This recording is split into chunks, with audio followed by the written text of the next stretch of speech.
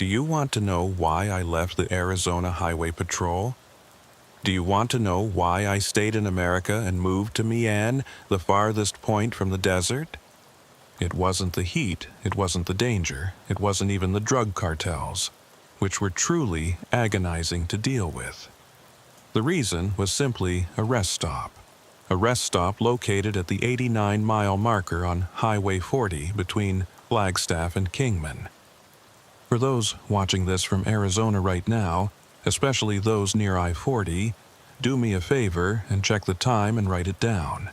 Because if you stop at that rest area between 2 and 4 in the morning, you won't just lose a few hours of sleep, you could lose 48 hours of your life.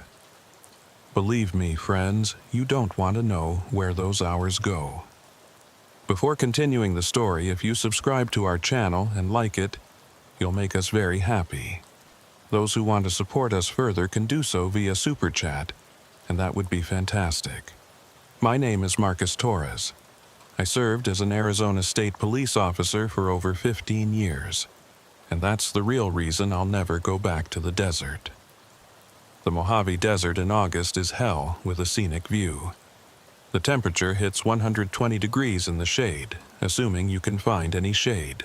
The asphalt literally melts under your tires, and the heat mirages make the highway look like it's underwater. I'd been patrolling Interstate 40 for 7 years by August 2019, the long stretch between Flagstaff and the California border. It's a lonely beat. Hundreds of miles of nothing but desert, scattered rest stops, and the occasional town that looks like it gave up on existence sometime in the 1970s. I actually liked the isolation. After 3 tours in Iraq with the Marines, the empty desert felt peaceful rather than threatening. Out here, the biggest dangers were usually dehydration, rattlesnakes, and tourists who thought they could hike in flip-flops. The drug runners stayed further south, closer to the border. The human traffickers used different routes. I-40 was mostly just truckers, tourists heading to the Grand Canyon, and locals who knew better than to stop anywhere they didn't have to. The rest stop at mile marker 89 had always been unremarkable. It was one of those basic facilities the state maintained: restrooms, vending machines, picnic tables, and a parking area big enough for maybe 20 cars and half a dozen semis. During the day, it was busy enough, families stretching their legs, truckers catching mandatory rest. But at night, especially between 2 and 4 a.m., it was usually dead empty. That's why I like to use it for my break point during night shifts. Park the cruiser where it was visible from the highway to deter speeders, catch up on paperwork, maybe grab a terrible cup of coffee from the vending machine that hadn't been updated since the Clinton administration. Everything changed on August 15th, 2019.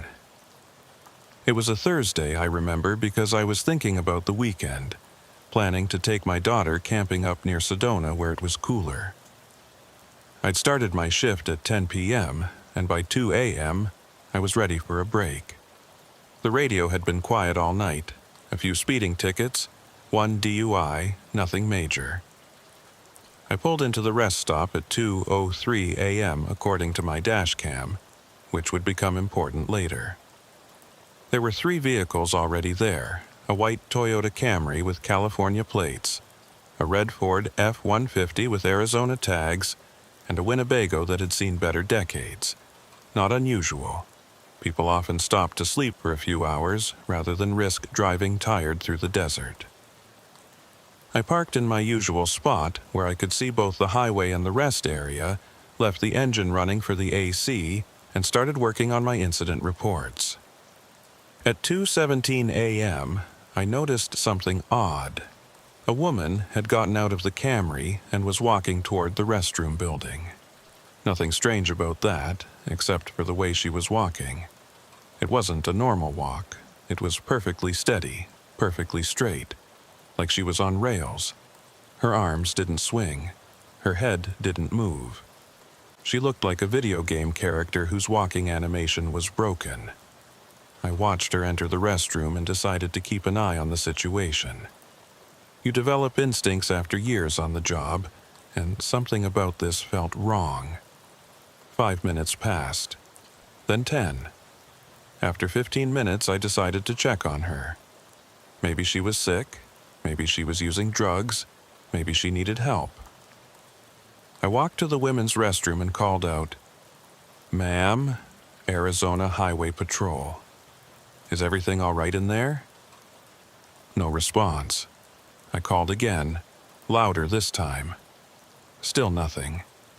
The rest area was dead silent except for the distant hum of traffic on I-40.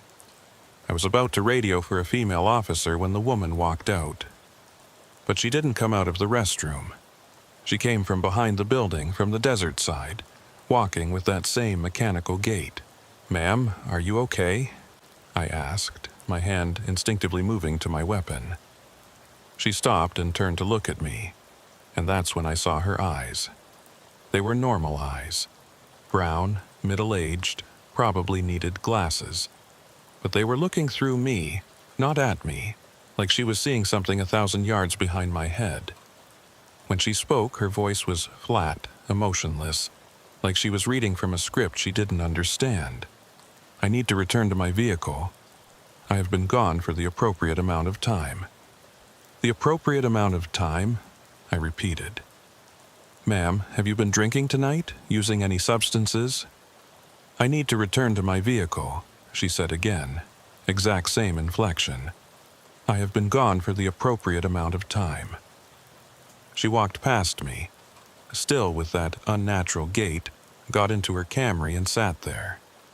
Didn't start the engine, didn't adjust the mirror, just sat there, hands at 10 and 2 on the steering wheel, staring straight ahead at nothing. I ran her plates. Jennifer Chen, 43, from San Diego. No warrants, no criminal record, registered nurse at a hospital in La Jolla. I walked back to her car and tapped on the window. She didn't respond. I could see her breathing, could see her blink occasionally, but she didn't acknowledge my presence at all. That's when I noticed the driver of the F-150 had gotten out. A man, probably mid-30s, construction worker type based on his clothes. And he was walking exactly the same way Jennifer Chen had walked. Same mechanical gait, same lack of arm movement, same dead straight line toward the restroom. "Sir," I called out, "I need to speak with you." He stopped, turned, and looked through me with the same 1,000-yard stare. "I need to use the facilities." "I will be gone for the appropriate amount of time." "What does that mean, appropriate amount of time?" I demanded. "I need to use the facilities," he repeated in the exact same tone. "I will be gone for the appropriate amount of time." I let him go, but followed at a distance. He entered the men's restroom, and I waited outside, checking my watch. At exactly 15 minutes, not 14, not 16, but exactly 15, he emerged, but again, not from the restroom. From behind the building, from the desert side, just like Jennifer Chen. Now, I was seriously concerned. I radioed dispatch, requesting backup and reporting suspicious behavior at the rest stop. The dispatcher, Betty, who'd been working nights longer than I'd been alive, acknowledged the call but sounded distracted. "Torres, what time did you say you arrived at mile marker 89? 2:03 a.m., I replied, checking my notes. There was a long pause. "Marcus, according to my board, you checked in from mile marker 89 at 2:03 a.m. on Tuesday." "It's Thursday, Betty." No, Marcus. "It's Saturday. You've been off the grid for over 48 hours. We've had search teams looking for you since Thursday morning." I felt the blood drain from my face. That was impossible. I'd started my shift 2 hours ago. It was Thursday night. I looked at my phone. Dead. My watch stopped at 2:17 a.m. My dash cam, the timestamp read Saturday, August 17th, 2:19 a.m. "Betty, I need backup at this location immediately. Something's wrong here. Very wrong. Already en route. Torres, get out of there. Whatever's happening at that rest stop, get out now. But as I turned to run back to my cruiser, I saw him. A man standing at the edge of the parking lot where the light met the desert darkness. He was tall, impossibly tall, maybe 7 feet, wearing what looked like a highway patrol uniform from the 1970s. His face was hidden in the shadow of his campaign hat, but I could see his smile. Too many teeth. Way too many teeth. "Officer Torres," he said, and his voice sounded like it was coming from multiple directions at once. "You need to stay. You will be gone for the appropriate amount of time." "Who are you?" I demanded, drawing my weapon. "I'm the night shift supervisor," he said, taking a step forward into the light. His face was wrong. It had all the right parts, eyes, nose, mouth, but they were arranged slightly off, like someone had tried to draw a human face from memory and got the proportions wrong. "This is my rest stop. These are my travelers. And now, Officer Torres, you're going to join them." The air around me suddenly felt thick, like trying to breathe soup. My vision started to blur at the edges. I could hear Jennifer Chen and the construction worker getting out of their vehicles, walking toward me with that same mechanical gait. In the distance, I heard sirens. Backup was coming. But they sounded so far away, like they were in another world. "Time doesn't work right here, Officer Torres," the thing in the uniform said. "Between 2 and 4 a.m., this place isn't quite in your reality. It's in mine, and in my reality, 48 hours can pass in what feels like seconds, or seconds can stretch into years. It all depends on how much time I need." "Need for what?" I managed to ask, my hand shaking as I kept my weapon trained on him.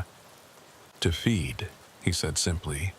"Not on flesh or blood, on time, on the hours and days and years that you humans waste so carelessly.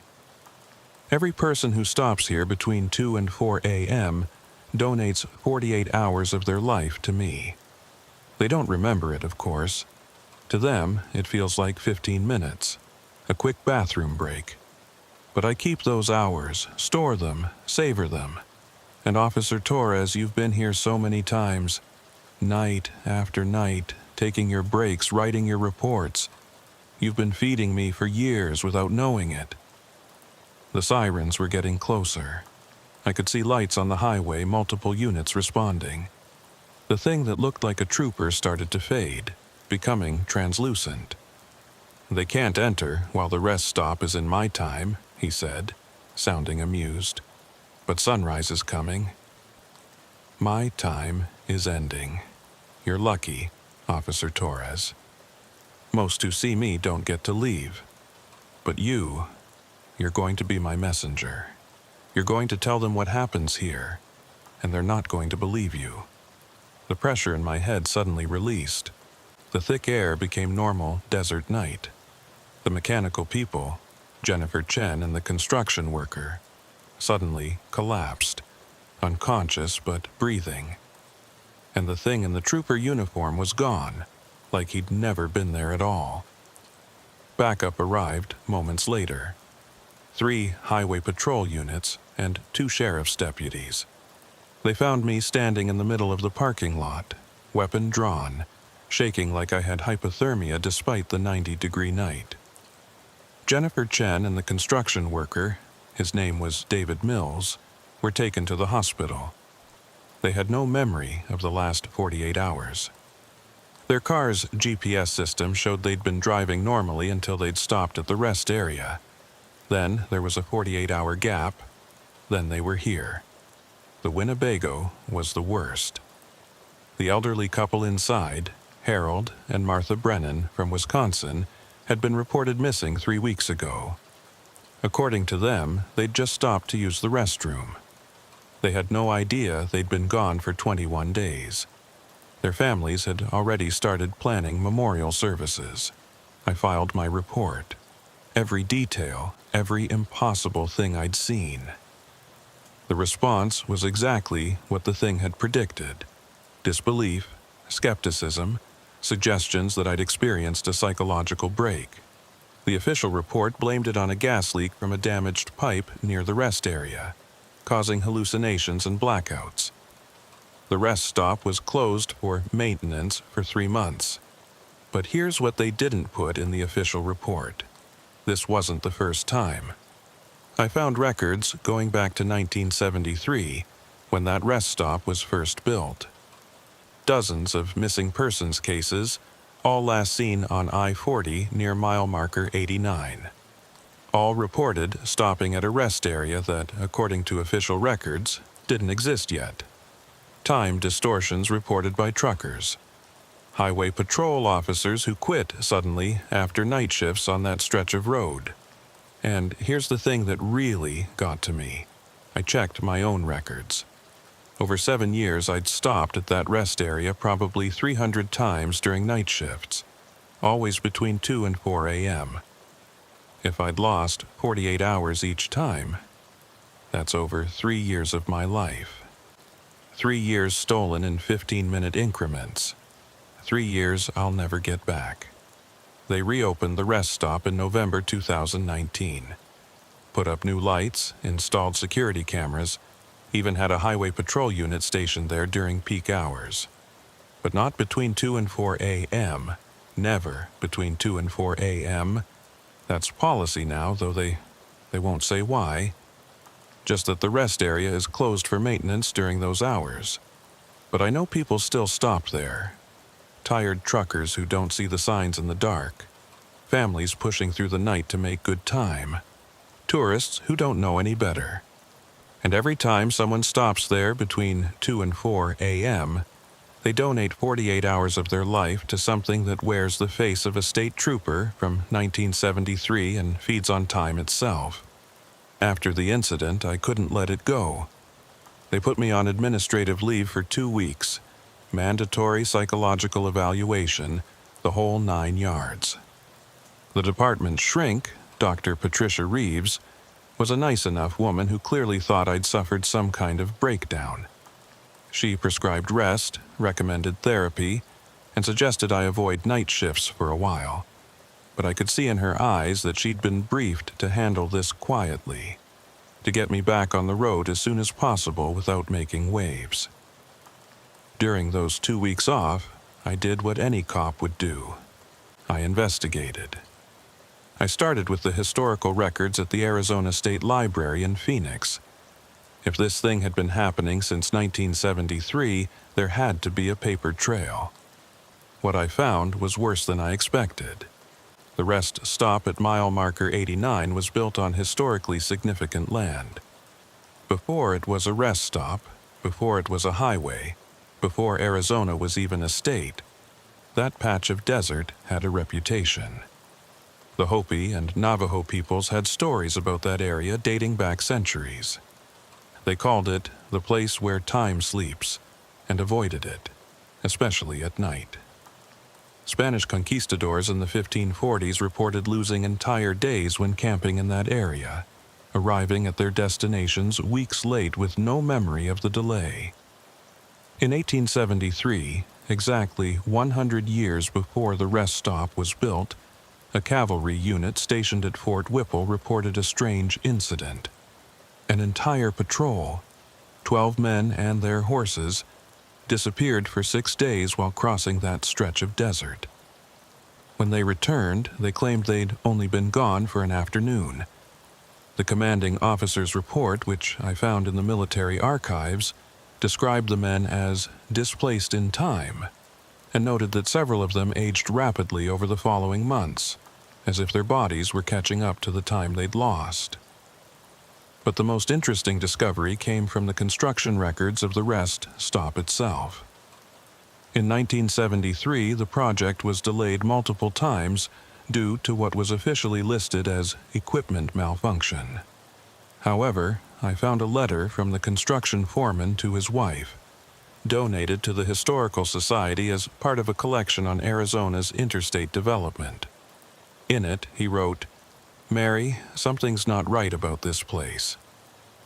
We've lost 3 days this week. I mean, really lost them. We show up Monday morning, and suddenly it's Thursday. The boys are spooked. Henderson quit yesterday, said he saw someone in an old highway patrol uniform walking around the site at night. Except highway patrol says they haven't assigned anyone to this stretch yet. I'm thinking of pulling the plug on this whole project. Contract be damned. The rest stop was eventually completed, but the construction company went bankrupt within a year. The foreman, James Mitchell, died in 1974 at the age of 45, looking, according to his obituary, decades older than his years. I reached out to other troopers, both active and retired, who'd worked that stretch of I-40. Most wouldn't talk to me, but a few did, always off the record, always nervous. They all had stories. Trooper Mike Daniels, retired in 2010, told me about finding abandoned cars at the rest stop with engines still running, keys in the ignition, but no sign of the drivers. The missing persons would turn up days later, hundreds of miles away, with no memory of how they got there. Sarah Vega, who'd worked nights in the early 2000s, had her own encounter. She'd stopped at the rest area at 2:30 a.m. on a Tuesday in 2003. And the next thing she knew, it was Friday afternoon, and she was in her patrol car on the side of I-40, 20 miles from the rest stop. Her dash cam footage from those 3 days showed her car driving normally, stopping for gas, even apparently conducting traffic stops. But she had no memory of any of it. The footage was eventually lost by the department. Then there was Detective Ray Hoffman from the Phoenix PD, who'd investigated a series of missing persons cases in 2015 that all traced back to the rest stop. He'd discovered something that made my blood run cold, a pattern in the disappearances. They weren't random. The thing, whatever it was, seemed to target specific types of people at specific times. Every 7 years there would be a spike in incidents. 1973, 1980, 1987, 1994, 2001, 2008, 2015. And 2022 was coming up, but more disturbing was who it targeted during these spike years. It wasn't just random travelers. It was always people connected to law enforcement, military or government services. As if it was collecting those who served, those who protected, those who maintained order. And during these spike years, some people didn't come back. They'd disappear entirely, their cars found abandoned, no trace of them ever found. I compiled all of this into a report and brought it to my supervisor, Captain Janet Rodriguez. She was a good cop, been with Highway Patrol for 25 years, and I could see she wasn't entirely surprised by what I was showing her. "Marcus," she said, closing my report without reading it fully, "there are some things in this job that we just accept and work around. That rest stop. We know about it. We've always known about it. Why do you think we have that unofficial policy about avoiding it between 2 and 4 a.m.? People are losing days of their lives, Captain. Some are disappearing entirely. And what would you have us do? Close down a major interstate? Tell the public that there's a temporal anomaly at a rest stop? Can you imagine the panic? The media circus? So we just let it continue." She was quiet for a moment, then pulled out a file from a locked drawer in her desk. "This is classified. I shouldn't be showing you this, but you need to understand what we're dealing with." The file was labeled Project Kronos, 1973 to present. Inside were documents from various federal agencies, FBI, CIA, even some departments I didn't recognize. They'd been studying the rest stop since it was built. No, that's not right. They'd built the rest stop specifically to contain something that was already there. According to the documents, in 1972, a team of government scientists had detected what they called a temporal anomaly in that stretch of desert. something that existed outside normal space-time, something that had been there for thousands of years. They couldn't eliminate it, couldn't understand it, so they did the only thing they could. They built a structure around it to monitor and contain it. The rest stop wasn't just a rest stop. It was a containment facility, designed to limit the entity's interaction with our world to specific hours and specific locations. The bathroom buildings contained monitoring equipment. The parking lot was laid out in a specific pattern meant to channel and focus the anomaly. Even the vending machines were part of it, though the documents didn't explain how. The entity, the report stated, appears to be a consciousness existing primarily in a parallel time stream that intersects with our reality at this specific geographical location.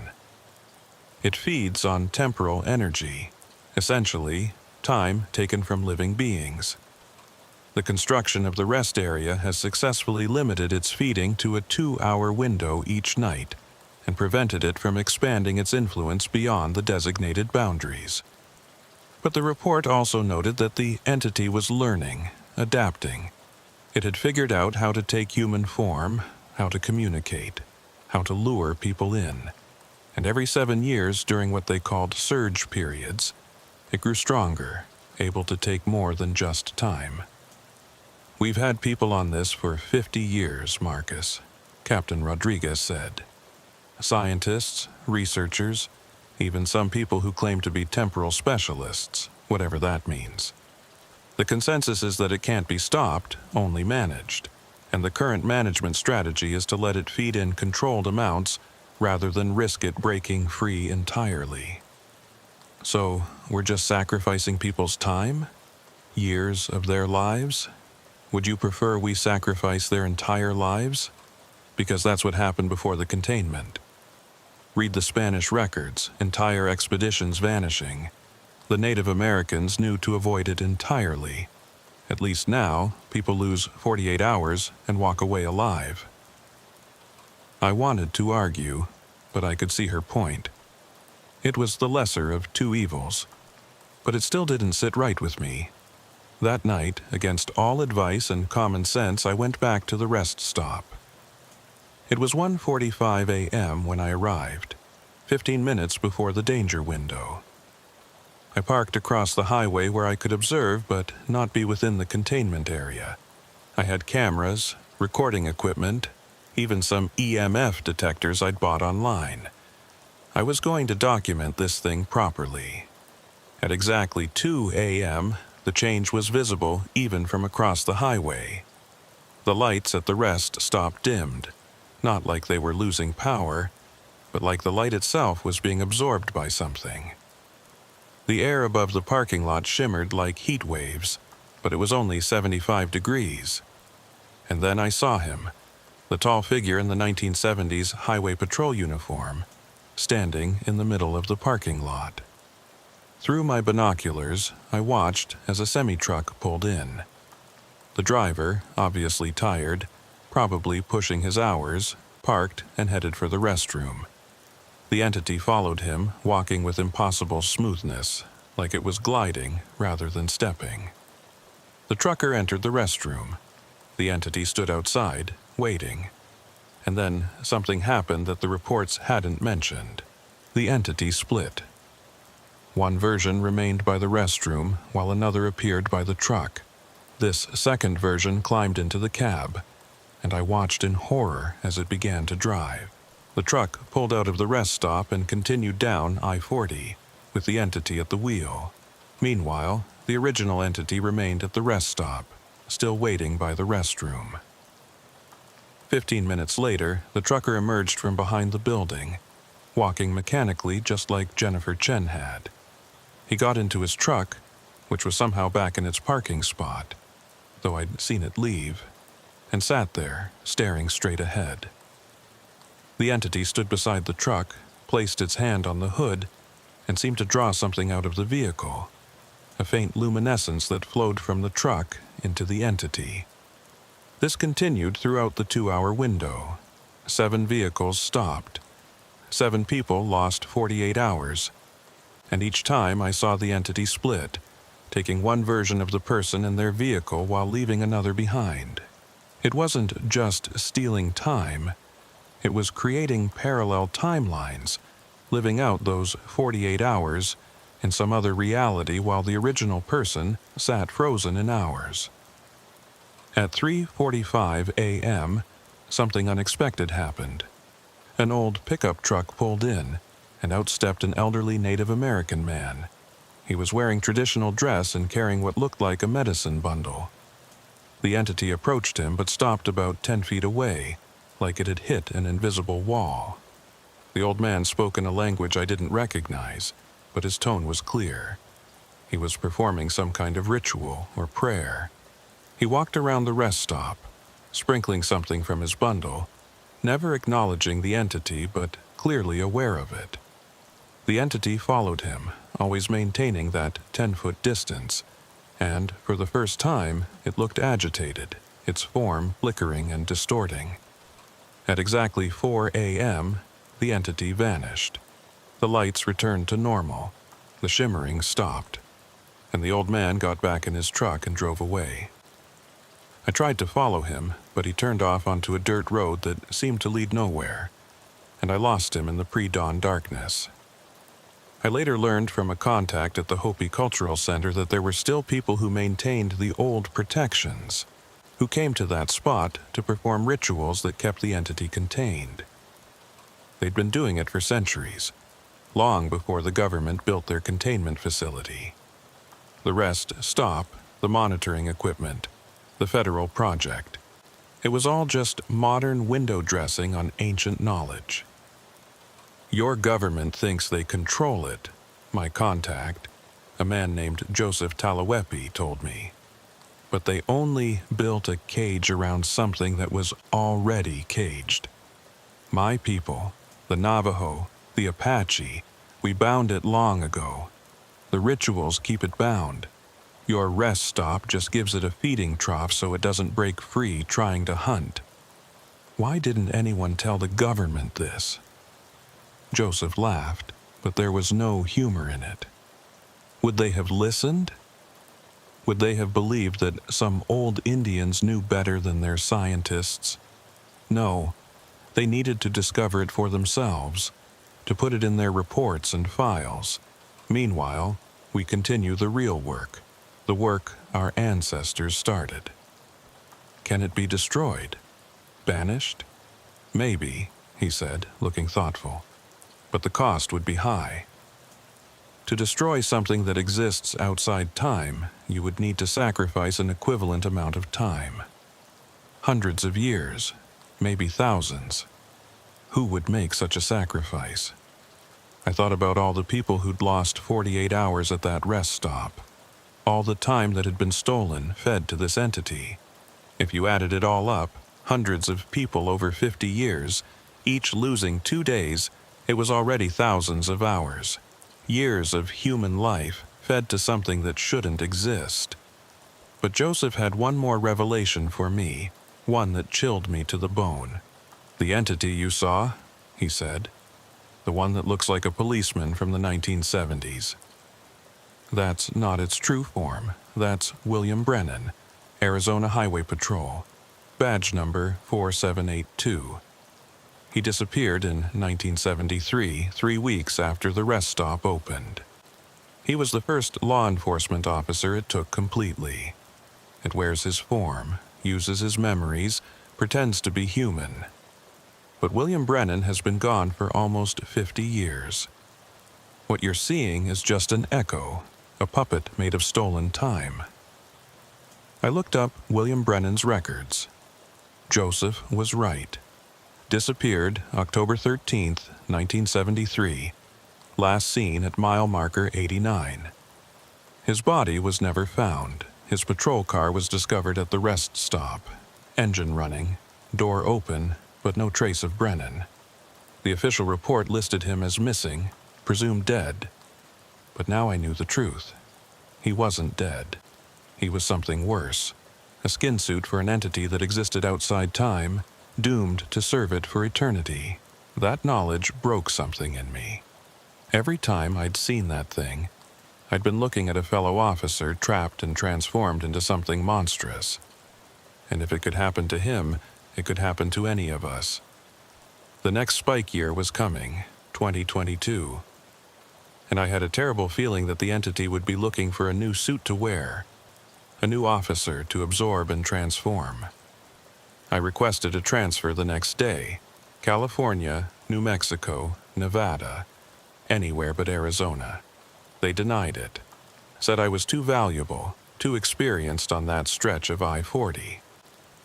That's when I knew. They wanted me there. The department, the government, whatever shadow organization was really running Project Kronos, they were keeping me in place for a reason. The year 2022 approached like a storm system on the radar, inevitable, ominous, and tracked with increasing anxiety by those of us who knew what it meant. I'd tried everything to get away from Arizona, from that cursed stretch of I-40. I'd applied for positions in other states, even considered leaving law enforcement entirely. But every application was rejected. Every opportunity mysteriously fell through. It was as if invisible hands were keeping me in place, ensuring I'd be there when the surge period arrived. By January 2022, the signs were already starting. Reports of temporal anomalies along I-40 increased dramatically. Truckers were losing entire days, not just 48 hours. Families were arriving at their destinations weeks late with no memory of the delay, and the rest stop at mile marker 89 was becoming active outside its usual 2 to 4 a.m. window. Captain Rodriguez called me into her office on a cold February morning. She looked like she'd aged a decade in the past year, and I noticed her hands shaking slightly as she poured coffee. "Marcus, we need to talk about what's coming," she said, not meeting my eyes. "The surge period. Project Kronos has been monitoring the readings, and this one's going to be different. Bigger. How much bigger?" She pulled out a tablet, showing me graphs and data I didn't fully understand. The entity's energy signatures have been increasing exponentially. It's been feeding more efficiently, storing more temporal energy. The scientists think it's preparing for something. Preparing for what? To break free. To expand beyond the rest stop. Maybe beyond Arizona entirely. She finally looked at me, and I saw fear in her eyes. They think it wants to create a permanent bridge between its dimension and ours. No more 2-hour feeding windows. No more geographical limitations. Just free access to our timeline. The implications were staggering. If this thing could move freely through our world, stealing time from anyone, anywhere, creating parallel timelines at will, it would be chaos. Reality itself would become unstable. "What's the plan?" I asked, though I had a sinking feeling I already knew. "The Native American tribes have agreed to perform a binding ritual, something that hasn't been attempted in over 200 years. But it requires a sacrifice. Someone connected to law enforcement. Someone who's been marked by the entity. Someone who understands what they're giving up." She paused, unable to say the words. "Someone like me," I finished for her. She nodded, tears forming in her eyes. "Marcus, I want you to know this isn't an order. We can't order someone to do this. But if you don't, how many people will it take? How many will disappear completely? The projections say hundreds in the first year, thousands within a decade, and that's assuming it doesn't figure out how to reproduce or bring others of its kind through." I thought about my daughter, Emma, just starting college at ASU. I thought about all the families driving through Arizona, unaware of the danger. I thought about William Brennan, trapped as the entity's puppet for 50 years, and I made my decision. What exactly does this sacrifice involve? Rodriguez pulled out another file, this one marked with symbols I recognized from Joseph Talawepi's explanations. Native American protection markers. You would need to voluntarily enter the entity's dimension during the surge period. Not just lose 48 hours, but fully cross over.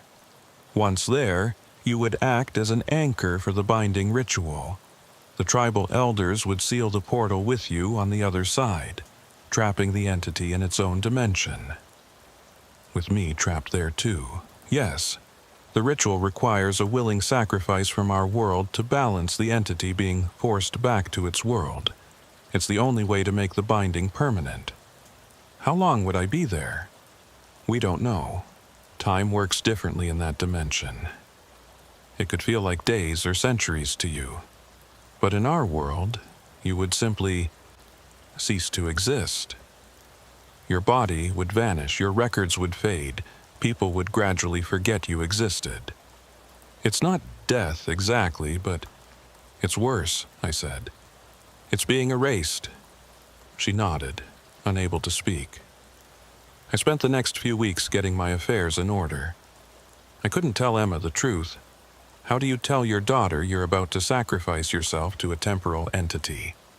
Instead, I told her I was being transferred to a deep, undercover assignment, that I might be out of contact for a long time.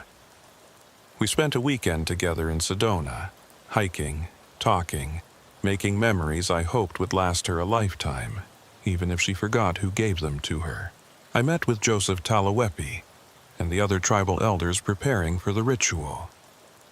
They taught me what to expect, how to maintain my sense of self in a dimension where time and identity were fluid. They gave me protective items, a medicine bundle, sacred corn pollen, an obsidian blade that had been blessed by 100 generations of medicine men. The entity will try to absorb you like it did Officer Brennan, Joseph explained.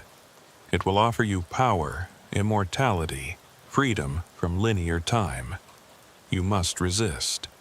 Your sacrifice only works if you remain yourself, remain human, remain connected to this world even while trapped in theirs. How did Brennan fail? He didn't go willingly. He was taken during the first surge period, fought against it, and in his fear and anger, he gave the entity an opening. It consumed his resistance and used it as fuel. You must go with acceptance, not resignation, with purpose, not despair. March 21st, 2022, the spring equinox, when the tribal elders said the barrier would be thinnest. That would be the night. I made my last patrol that evening, driving the familiar stretch of I-41 final time. The desert was beautiful in the twilight, painted in purples and golds. I'd always loved this job, despite everything. The open road, the vast sky, the feeling of protecting people. I was going to miss it. I was going to miss everything. At 1:45 a.m., I arrived at the rest stop for the last time. The tribal delegation was already there. Representatives from the Hopi, Navajo, Apache, and Tohono O'odham nations. They had surrounded the rest area with a circle of sacred items, creating a boundary that would hopefully contain what was about to happen. Captain Rodriguez was there too, along with a small team from Project Kronos. Everyone looked grim. At exactly 2 a.m., the entity appeared, but this time, it wasn't wearing William Brennan's form. It was shifting, fluctuating, as if it could sense what was about to happen. Sometimes it looked like Brennan, sometimes like other missing persons from over the years, sometimes like nothing human at all. Officer Torres, it said in its multi-directional voice, "You've come back. I've been waiting for you. I know what you are," I said, stepping forward. "And I know what you want. Do you? Do you really understand what I'm offering? Not just 48 hours, Officer Torres. Eternity. Freedom from your linear existence. The ability to see all of time at once, to exist in every moment simultaneously. And in exchange, you get to feed on our world freely." It laughed, a sound like glass breaking in reverse. "Your world is already mine. I just take small sips now, bound by these primitive rituals and government containment. But soon, very soon, I'll drink deeply. Not if I stop you. You're just one human, one tiny spark of consciousness in an infinite cosmos. What can you possibly do?" "This," I said, and stepped across the boundary, fully entering the rest stop. Immediately, I felt the change.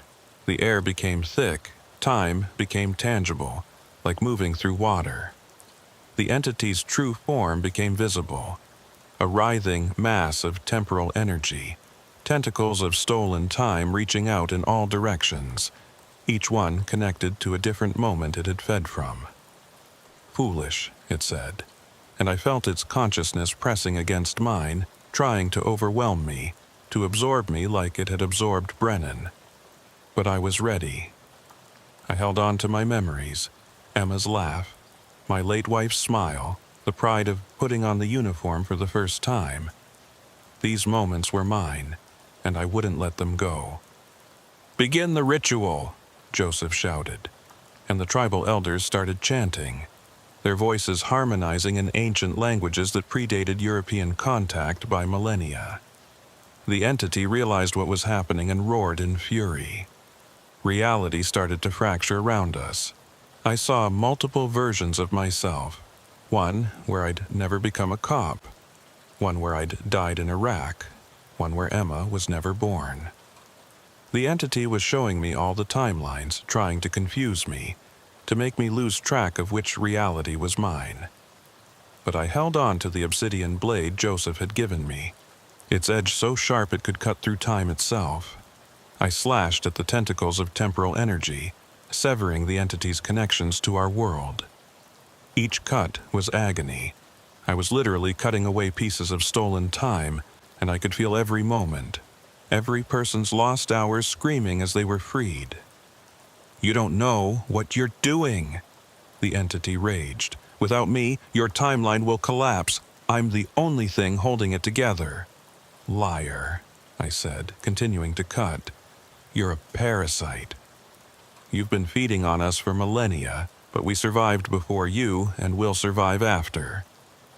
The chanting grew louder, and I felt the portal beginning to form, not a doorway between dimensions, but a closing, a ceiling. The entity was being pulled back to its own dimension, and I was being pulled with it. "If I go, you go," it screamed. "You'll be trapped forever." "I know," I said, and for the first time I saw something like fear in its consciousness. The last thing I saw of my world was Emma's face, not really there, but a memory so strong it might as well have been real. Then the portal closed, and I was somewhere else entirely. How do I describe a dimension where time doesn't flow linearly, where past, present, and future exist simultaneously, where you can be in multiple places at once, experiencing every moment of your existence at the same time? I was 5 years old, learning to ride a bike. I was 22, graduating from the academy. I was 35, holding Emma for the first time. I was 50, standing in an alien dimension as guardian and prisoner. All of these moments were real, were happening. The entity was there with me, but diminished, contained. Without access to our world's timeline, it couldn't feed, couldn't grow. It raged and threatened, but I had something it didn't: purpose. I wasn't here as its victim, but as its jailer. The obsidian blade had become part of me in this dimension, a will made manifest that kept the entity from escaping. "How long will you last?" it asked. "A human consciousness, in a place where time has no meaning? You'll go insane within days." "Maybe," I admitted, "but those days in here could be centuries in my world. Long enough for them to forget about the rest stop, to let the highway decay, to remove the anchor point you need to return. You don't understand what you've sacrificed. I understand perfectly. I've sacrificed my existence to save thousands of others. It's what cops do. We protect and serve even when the cost is everything. Time passed, or didn't pass, it's hard to explain. I experienced every moment of my life simultaneously while also experiencing new moments that couldn't possibly exist. I saw Emma graduate, get married, have children, though I knew I wouldn't be there for any of it. I saw the rest stop being demolished, the highway rerouted, the land returned to the desert. I saw the tribal elders maintaining their vigil, ensuring the binding held. And through it all, I held on to my humanity. My name is Marcus Torres. I was an Arizona State Trooper. I had a daughter named Emma. I loved my job. I saved people. These facts were my anchor in a place where facts were fluid. The entity eventually stopped raging and started bargaining. It offered me knowledge of the future, power over time, the ability to return and live forever. I refused everything. Then it tried to break me with visions of what I was missing. Emma's wedding, where my absence was a void everyone felt but couldn't name. My grandchildren I'd never meet.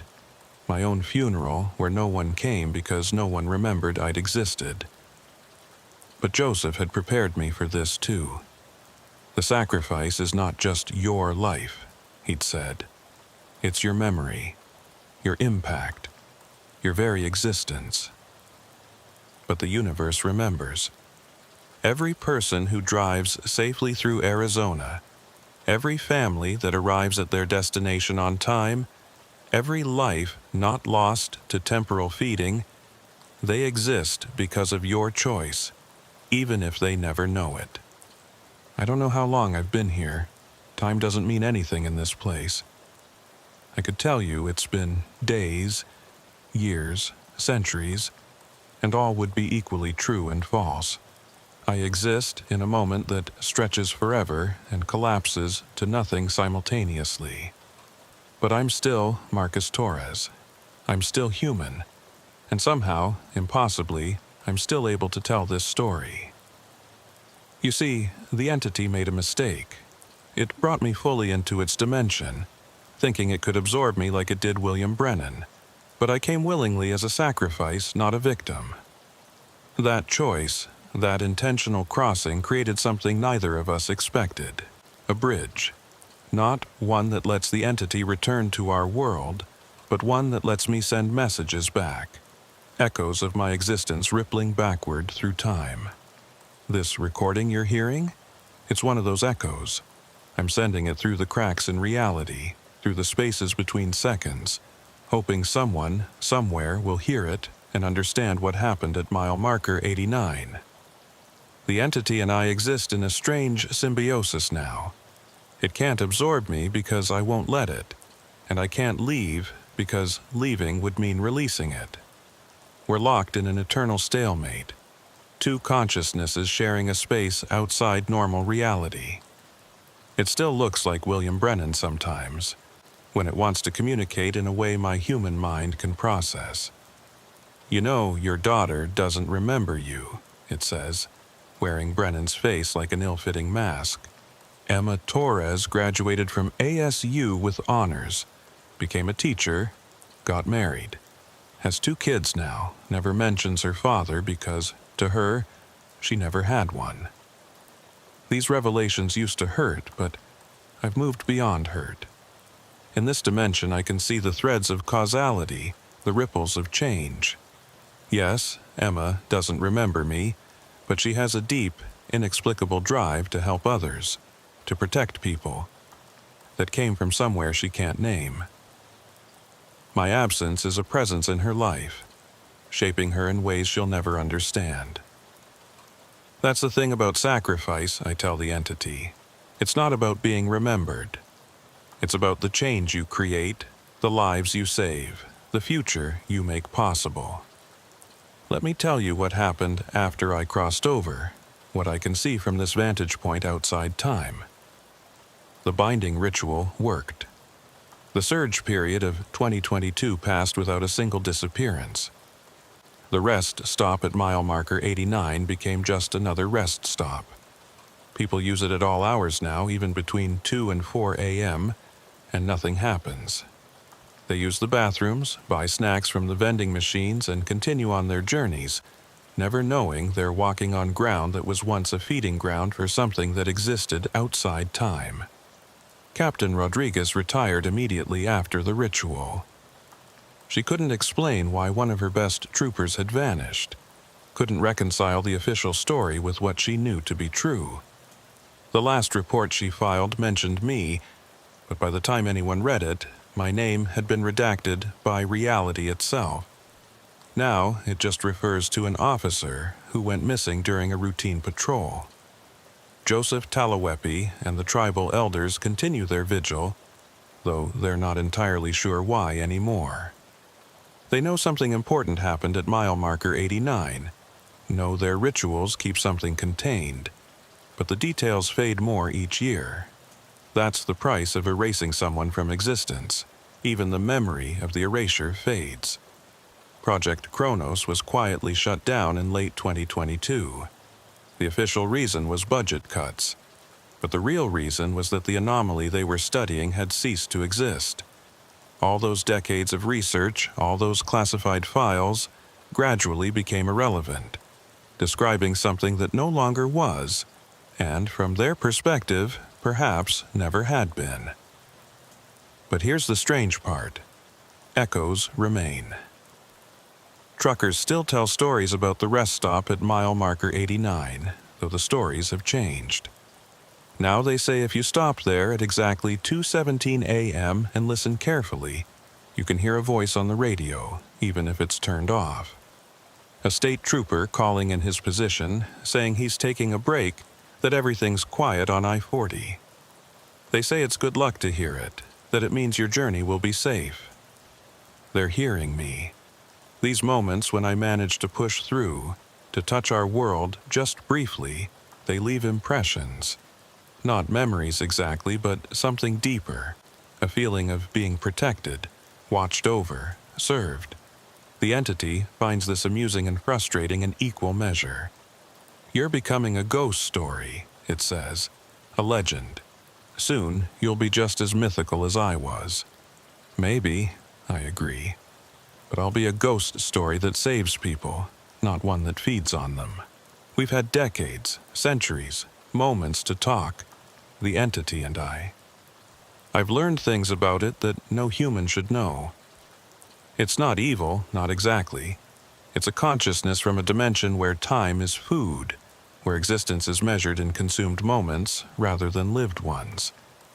To it, taking 48 hours from someone's life was no different than us taking milk from a cow.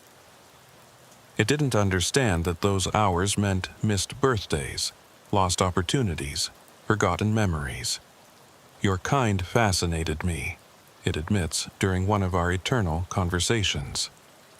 You experience time so linearly, so preciously, every moment unique and irreplaceable.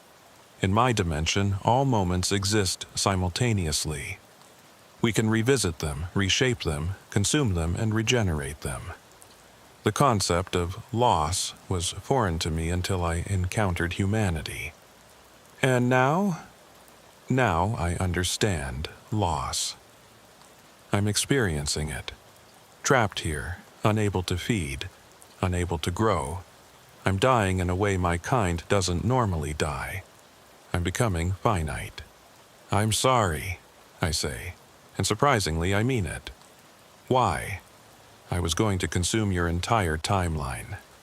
Because no consciousness should have to face extinction alone.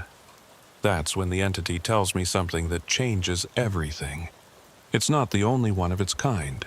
There are others, at other thin places around the world, feeding on time, contained by various means. The rest stop at mile marker 89 was just one feeding ground among many. The one in Ohio is contained by an old steel mill that runs 24/7, it tells me. The workers don't know they're jailers. The one in Maine is trapped in a lighthouse, feeding on ships that never quite arrive when they should.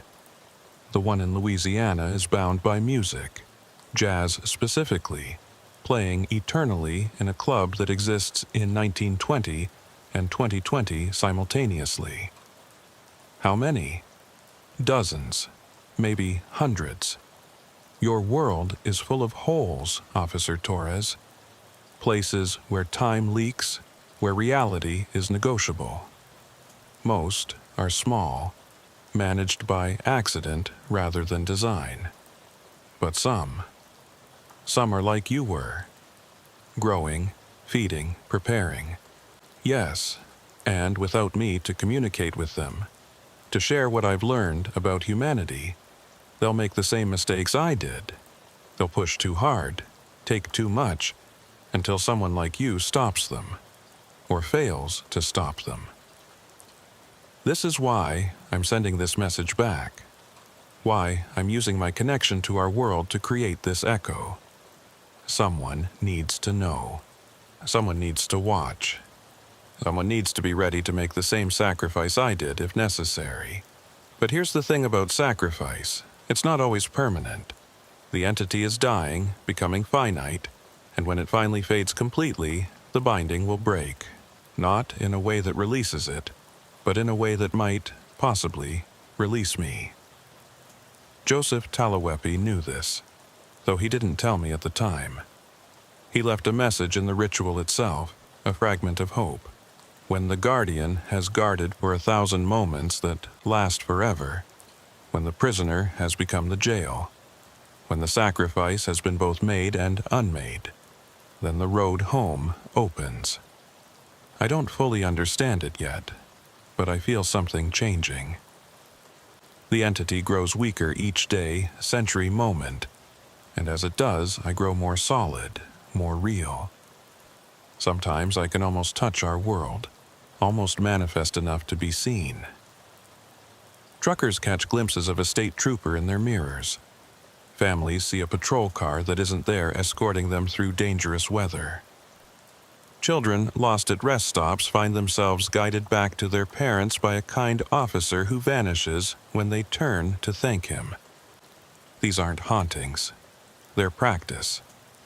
I'm learning to exist in both dimensions simultaneously, to be the bridge rather than just the guardian. And someday, maybe someday soon, from your perspective or eons from mine, I'll step back through. Changed, certainly, not quite human anymore, probably, but still Marcus Torres. Still a protector, still serving. The entity speaks less now, conserving what energy it has left. But yesterday, tomorrow now, it said something that surprised me. I chose the wrong officer in 1973. Brennan was weak, full of fear. But you're teaching me something I never understood. What's that? The protection is a form of consumption, too.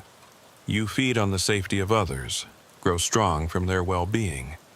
It's not so different from what I did, just inverse. Maybe that's why we're stuck together. Two sides of the same coin, spinning eternally in a place where currency has no meaning. Marcus Torres, it says, using my name for the first time. When I'm gone, when you're free, will you remember me? Every time I stop at a rest area. Every time I check my watch at 2:17 a.m. Every time I protect someone from something they'll never know was there. The entity doesn't respond, but I feel something from it that might be satisfaction, or peace, or just the echo of emotions it learned from consuming human time. I need to end this message now. The bridge is weakening, the echo fading. But before I go, let me leave you with this. If you're ever driving through Arizona, especially on I-40, and you stop at a rest area at mile marker 89, take a moment to remember. Not me specifically. You can't. That's the nature of my sacrifice. But remember that someone, somewhere, somewhen, stood guard so you could stop safely. Someone chose to step into the darkness so you could stay in the light. And if you happen to be there at 2:17 a.m., and you hear a voice on your radio that shouldn't be there, a trooper calling in his position saying everything's quiet on I-40, know that it's true. Everything is quiet. Everything is safe.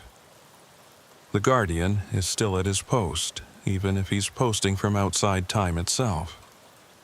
My name is Marcus Torres. I was an Arizona State Trooper. I am a guardian between dimensions. And someday, in a future that's also the past, in a moment that lasts forever and no time at all, I'll find my way home. Until then, drive safe. Watch for deer. Don't speed through construction zones. And maybe, just maybe, leave a coffee and a donut on your dashboard when you stop at mile marker 89. I can't drink them anymore, can't eat them, but I can remember what they tasted like. And in a place where memory is reality, that's enough. The recording ends with static, but if you listen carefully, very carefully, you can hear something underneath the white noise, the sound of a patrol car's engine idling, the squawk of a radio, the scratch of a pen filling out a report, the sounds of a state trooper on eternal duty, protecting a stretch of highway that exists in multiple dimensions at once. As of March 22, 2022, all anomalous activity at the designated site has ceased. The entity previously contained at this location is no longer detectable. Officer, redacted, has been listed as missing, presumed dead, though no body has been recovered. Recommend continued monitoring of the site for residual temporal distortions. Several travelers have reported seeing a state trooper providing assistance despite no units being assigned to that area. These reports are considered psychological echoes of the anomaly and should be disregarded. The rest stop remains operational. No further containment necessary. Case closed. Handwritten note in margin. He's still out there, still watching, still protecting. The sacrifice worked, but not in the way we expected. The Guardian became the containment, the prisoner became the jail. And somewhere, in the spaces between seconds, Marcus Torres continues his patrol. God help him. God help us all if he ever finds his way back. Because what returns from outside time is never quite what left. But maybe that's what we need. A guardian who exists in multiple dimensions. A protector who can see threats before they manifest. A state trooper whose jurisdiction extends beyond the physical world. Mile marker 89 is safe now, but there are other mile markers, other rest stops, other places where time grows thin. And we're going to need more guardians. We're going to need more sacrifices. We're going to need more heroes willing to step outside time itself. The question is, who's next?